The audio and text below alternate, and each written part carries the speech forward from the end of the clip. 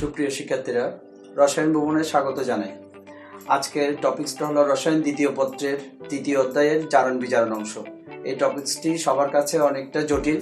আজকের ক্লাসে আমি টপিকসটাকে একদম সহজ করে তোমাদের কাছে উপস্থাপন করব।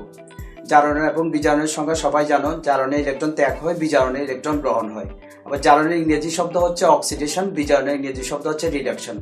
রিডাকশন থেকে রেড এবং অক্সিডেশন থেকে অক্সটা নিলে আমরা দেখবো রেডক্স পাচ্ছি। অর্থাৎ রেডক্স মিন্স জারণ এবং বিজারণ। পরীক্ষায় যদি রেডক্সের সংজ্ঞা আসে তাহলে আমরা পৃথকভাবে জারণ বিজারণের আলাদা সংজ্ঞা না দিয়ে আমরা একবারে লিখবো যে বিক্রিয়া ইলেকট্রনের আদান প্রদান হয় সেটা হচ্ছে রেডক্স বিক্রিয়া। আমরা একটা এক্সাম্পল দিয়ে দেখতে পারি FeCl3 প্লাস SnCl2, তারপর অ্যারো চিহ্ন FeCl2 প্লাস SnCl4। এই বিক্রিয়াতে আমরা দেখতে পাচ্ছি এখানে জারণ সংখ্যার পরিবর্তন হয়েছে। Fe3 প্লাস, ওদিকে Fe2 plus, Sn2 plus, Sn4 plus. তাহলে আমরা দেখতে পাচ্ছি জারণ সংখ্যার পরিবর্তন হয়েছে আয়রন এবং টিনের মধ্যে, কিন্তু ক্লোরাইড আয়নে জারণ সংখ্যার কোনো পরিবর্তন হয়নি। যেটা জারণ সংখ্যার পরিবর্তন হবে না সেটাকে আমরা বলবো স্পেকটেটর আয়ন অর দর্শক আয়ন। ঠিক আছে, এক্ষেত্রে ক্লোরাইড আয়নটা হচ্ছে দর্শক আয়ন। এবার আমাদের পরীক্ষায় আসবে উক্ত বিক্রিয়াতে জারণ বিজারণ একই সাথে ঘটে, এটা একটা অনুধাবন প্রশ্ন আসবে। আবার উক্ত বিক্রিয়ায় জারণ বিজারণ অর্ধবিক্রিয়া পৃথক করো, এটা যখন আসবে তখন এটা 3 নম্বরের কোশ্চেন আসবে। তখন আমরা কিভাবে বুঝবো এটা কোন অংশটা জারণ কোন অংশটা বিজারণ? এই জারণ বোঝার একটা টেকনিক হচ্ছে জারণ সংখ্যা বৃদ্ধি পেলে সেখানে জারণ হবে। তাহলে আমরা যে জারণ অংশটা বুঝে পাই তাহলে বিজারণটা হচ্ছে তার বিপরীত কাহিনীটা হবে। তাহলে এখানে আমরা দেখতে পাচ্ছি Sn2 প্লাস Sn4 প্লাসে পরিণত হয়েছে। তাহলে 2 আর 4 এর মধ্যে বৃদ্ধি পেয়েছে জারণ সংখ্যা। তাহলে কত বৃদ্ধি পেয়েছে? 4 থেকে 2 বিয়োগ করলে 2। তাহলে আমাদের জারণ অর্ধবিক্রিয়া দেখানোর সময় আমরা বিক্রিয়াটা দেখতে পাচ্ছি Sn2 প্লাস 2 মোল ইলেকট্রন ত্যাগ করে Sn4 প্লাস হয়েছে। তাহলে পাশে একটা অংশ বিক্রিয়া দিয়ে লিখবো এটা হচ্ছে জারণ অর্ধবিক্রিয়া। অর্থাৎ টোটাল রিডক্সের মধ্যে একটা পার্ট জারণ, সেটা হচ্ছে জারণ অর্ধবিক্রিয়া। বাকিটা হচ্ছে Fe3 প্লাস Fe2 প্লাসে পরিণত হয়েছে। তাহলে এখানে জারণ সংখ্যা কমেছে তাই বিজারণ হবে। 3 থেকে 2 গেলে বিয়োগ করলে 1, তাহলে এখানে 1 মোল ইলেকট্রন গ্রহণ হবে। তাহলে আমরা দেখতে পাচ্ছি জারণে ইলেকট্রন ত্যাগ করছে 2 মোল, কিন্তু বিজারণে ইলেকট্রন গ্রহণ করেছে 1 মোল। তাহলে মনে রেখো, জারণ বিজারণ যদি কখনো খুব বেশি কঠিন মনে হয়, আমি যেভাবে তোমাদেরকে উপস্থাপন করতে চাই সেটা হচ্ছে, আমরা তো সবাই বুঝি জামাই বউ কি। জামাই সবসময় বউকে দেয়, গিফট করে যে কোনো কিছু, বউ জামাইয়ের কাছ থেকে গিফটটা নেবে। তাহলে জামাই বানানটাতে হচ্ছে স্পেলিং এ বর্গীয় জ আকার আছে, জারণ বানানতেও সেম বর্গীয় জ আকার আছে।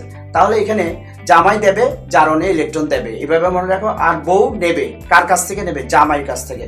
তাহলে জারণে যে কটা ইলেকট্রন ত্যাগ হবে ওই বিজারণের সাথে ব মিল আছে, বউয়ের ব, তাহলে বিজারণে নেবে। তাহলে জারণে ইলেকট্রন ত্যাগ করেছে আমরা দেখতে পাচ্ছি 2 মোল ইলেকট্রন, কিন্তু বিজারণে 1 মোল ইলেকট্রন গ্রহণ করেছে। তাই আমাদের 2 নং সমীকরণটাকে 2 দ্বারা গুণ করে উভয় দিকে ইলেকট্রনের সমতা করতে হবে। এবার দুইটা সমীকরণকে, জারণ অর্ধবিক্রিয়া এবং বিজারণ অর্ধবিক্রিয়া যোগ করার পরে আমরা যোগফলের যে সমীকরণটা পাবো সেটাকে বলা হবে কঙ্কাল সমীকরণ বা আয়নিক সমীকরণ।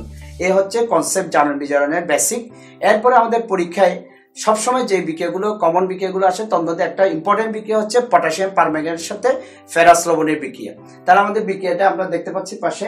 তাহলে পটাশিয়াম পারম্যাঙ্গানেটের সাথে অম্লীয় মাধ্যমে করবো বলে আমরা একটা অম্ল দিব, তাহলে অম্লের সাথে আমরা ফেরাসের একটা লবণ দিব। তাহলে আমরা দেখো বিক্রিয়াটাতে কি হবে। এখানে শুধু একটা জিনিস মনে রাখতে হবে, পটাশিয়াম পারম্যাঙ্গানেট থেকে যে লবণটা উৎপন্ন হবে সেখানে ম্যাঙ্গানিসের যোজনী হচ্ছে 2, জারণ সংখ্যা হচ্ছে +2।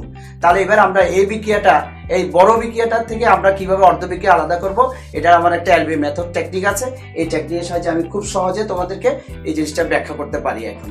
এখন দেখো, এখানে আমরা দেখতে পাচ্ছি এই বিক্রিয়াতে আমরা এখান থেকে কঙ্কাল সমীকরণটাকে বের করে নিব, কোনটা দর্শক আয়ন প্র্যাকটিস করতে করতে হয়ে যাবে। যেমন এটা দেখো, পটাশিয়াম পারম্যাঙ্গানেটে বিক্রিয়া শেষে পটাশিয়াম সালফেট হয়, অর্থাৎ পটাশিয়ামের জারণ সংখ্যার কোনো পরিবর্তন হয় না। তাহলে পটাশিয়ামের যেহেতু জারণ সংখ্যার কোনো পরিবর্তন হয় না, তাহলে পটাশিয়ামের এক্ষেত্রে দর্শক আয়ন। আর সালফেটের জারণ সংখ্যার কোনো পরিবর্তন হয় না বলে এক্ষেত্রে সালফেটও হচ্ছে দর্শক আয়ন। দর্শক আয়নকে বাদ দিয়ে আমরা যে কঙ্কাল সমীকরণটা পাবো সেটা আমরা বোর্ডে দেখতে পাচ্ছি। এই কঙ্কাল সমীকরণটা থেকে আমরা জারণ এবং বিজারণকে আলাদা করব। তাহলে আমরা এখানে দেখতে পাচ্ছি ফেরাস ফেরিকে পরিণত হয়েছে Fe2 প্লাস Fe3 প্লাসে।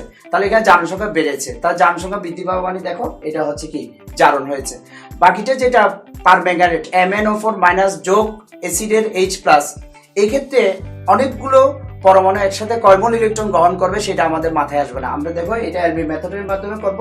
প্রথমে আমরা MnO4 এর সাথে H প্লাসের বিক্রিয়া করে যোগ, আমরা ইলেকট্রনটা রাখবো, এই জায়গাটা খালি রাখবো, তারপর তীরচিহ্ন দিয়ে ও পাশের লবণটা যেটা আমাদের মুখস্থ রাখতে হবে Mn এর যোজনী 2, তাহলে Mn2 প্লাস হবে।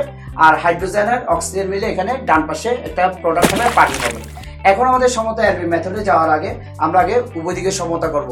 Mn একটা, ওপাশে Mn একটা, অক্সিজেন 4টা, যতটা অক্সিজেন থাকবে তার ডাবল হাইড্রোজেন আয়ন দেবে, তারপর ততটাই দিবে পানি। তাহলে আমার এখানে O4 এ 4টা অক্সিজেন থাকার কারণে আমি 8টা হাইড্রোজেন আয়ন দেবো, ওদিকে 4 মোল পানি দেবো। দেওয়ার পরে এখন অ্যালবিন মেথড দেখো কত সহজে কয়টা ইলেকট্রন বুঝতে পারবা। MnO4 এর মাথাতে জারণ সংখ্যা -1টা লিখলাম, H এর মাথাতে জারণ সংখ্যা +1 এর সাথে 8 গুণ করলে +8, প্লাস এখানে কয়টা ইলেকট্রন হবে জানি না, একটা প্রশ্নবোধক দিলাম, অ্যারো চিহ্ন মিন্স সমান দিলাম, তারপর উপরে আছে Mn2+।